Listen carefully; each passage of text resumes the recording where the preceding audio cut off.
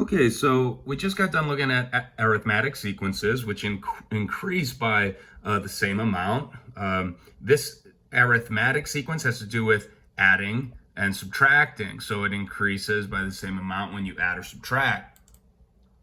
Today, we're going to talk about geometric sequence. Now, this is the last sequence. This is the last sequence we are going to talk about. A geometric sequence is different because it's a sequence in which the ratio between any two terms is constant. And what that means is, think multiplication and division. The way that these numbers, these terms in the sequence increase is by a multiple. So to go from 2 to 12, we added 6, but 6 times 2 is 12. 12 times 2 is 24. 24 times 2 is 48. And so 2 here is the common ratio. It's not a fraction. I mean, it's 2 over 1. They only chose to say ratio because it could either be multiplication, when you multiply by a constant or like a number that's not a fraction, or it could be division, but division's the same as multiplying by a fraction like 1/3. So take a look at this example. To get from 810 to 270, you divide by 3.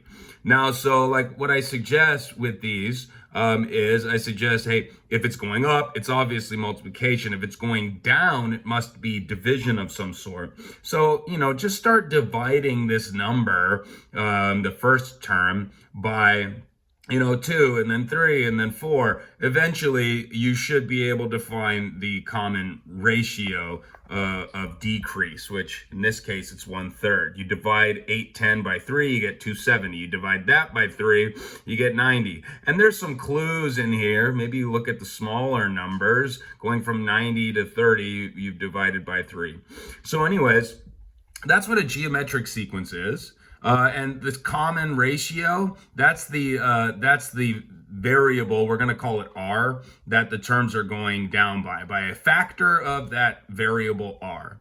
Okay, so we've already looked at these examples here. R is 2, and if you needed to find the next 3, all you need to do is multiply 48 by 2, that's the next one. Multiply this one by 2, that's the next one. Multiply the current one by 2, that's the next one, so on and so forth.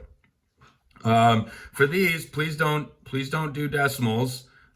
Just leave them as fractions. So to get from 30 to 10, divide by 3, you get 10. Divide this by 3, that's just 10 over 3, and you can't reduce it. Divide that by 3. Dividing this by 3 is the same as multiplying this by 1/3.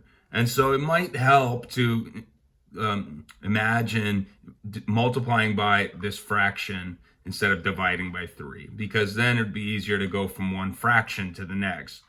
10/3 times 1/3 is just 10 over 3 times 3, which is 9. Okay. Oh, take a look at this one.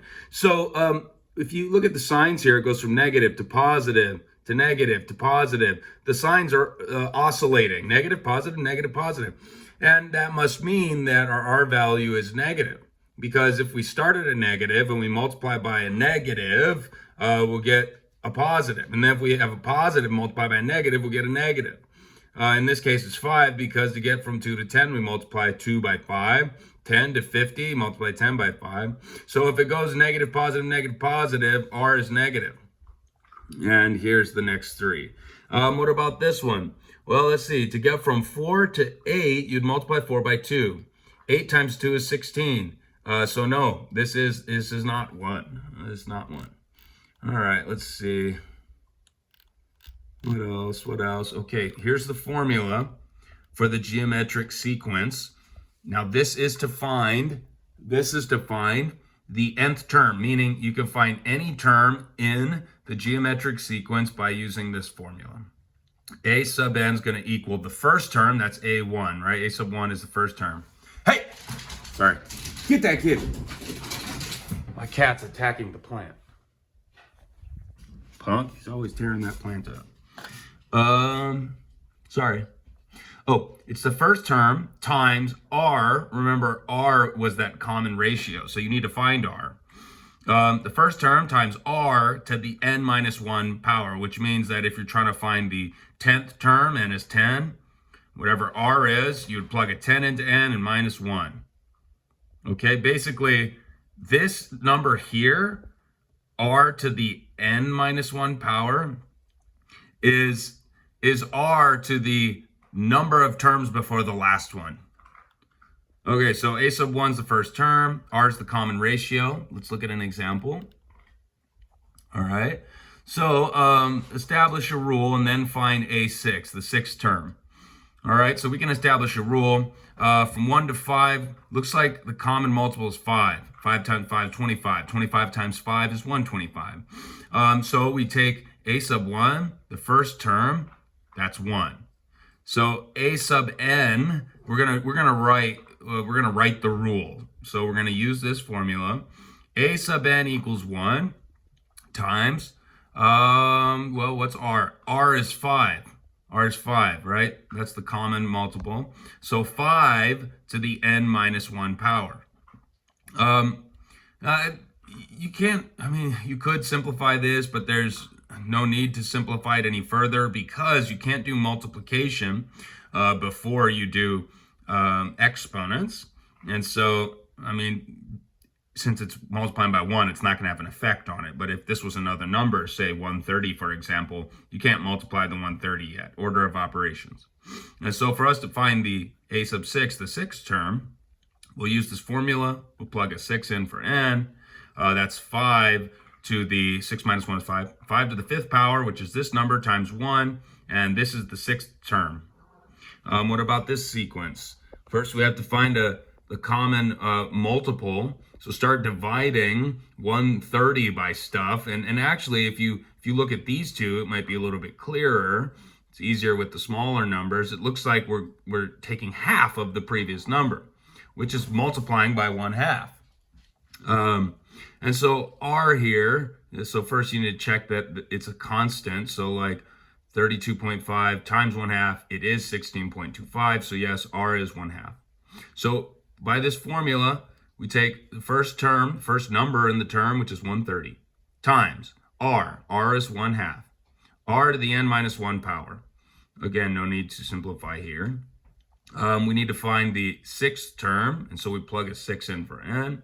1/2 to the fifth power, which is 132, and multiply that by 130, and we get this. I'd probably leave it as a fraction, but I guess the solutions are probably going to give it to you as decimals, so round to the nearest hundredth. Okay. Oh, but in a test, which is tomorrow, if I want you to round, I'll tell you to round. If not, give it to me as a fraction, a simplified fraction. All right, let's see. Let's do, yeah, okay. Let's look at these. Use the information given to indicate the value. So here, they're just giving us the information. I guess we need to assume this is a geometric sequence since this is the section we're talking about. A sub 1 is 7, r is 4, and find a sub 8. Okay, a sub 8, you use that formula. It's the first term times r, which is 4, to the n minus 1 power. N in this case is 8 because they want us to find 8, so we plug in an 8, and you can find that value. So, you know, I think it's pretty straightforward. I don't think we'll need to do the application problems. So, all right, test tomorrow on these sequences that we've learned. Bye-bye.